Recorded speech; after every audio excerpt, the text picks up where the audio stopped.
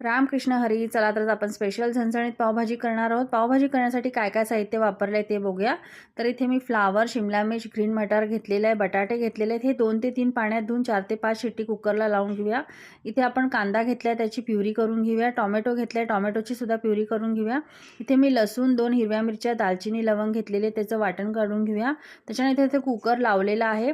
तर आता आपण इथे वाटणसुद्धा काढून घेतलेलं आहे. त्याच्यानंतर आपण इथे कांद्याची प्युरी करून घेतलेली आहे, टोमॅटोची सुद्धा प्युरी करून घेतलेली आहे, मसालासुद्धा वाटून घेतलेला आहे. आता आपण फोडणी करून घेऊया. फोडणीसाठी मी अर्धं तेल, अर्धं बटर वापरलेलं आहे.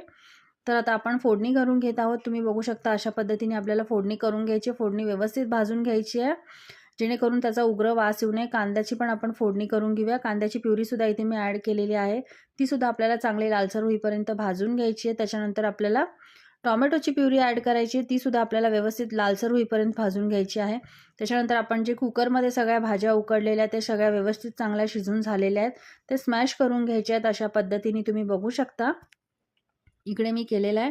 तर प्युरी आपली चांगली शिजून झालेली आहे. त्याच्यानंतर आपण त्या व्हेजिटेबल्स सगळे ॲड करूया जे स्मॅश केलेले आहेत.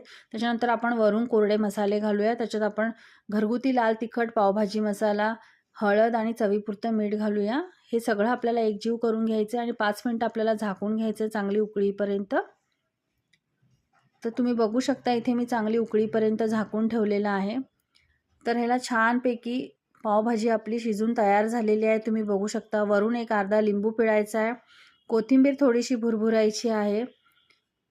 तर अशा पद्धतीने आपली स्पेशल झणझणीत पावभाजी तयार आहे. तुम्ही सुद्धा करून बघा, तुम्हाला नक्की आवडेल. तर तयार आहे आपली स्पेशल झणझणीत पावभाजी.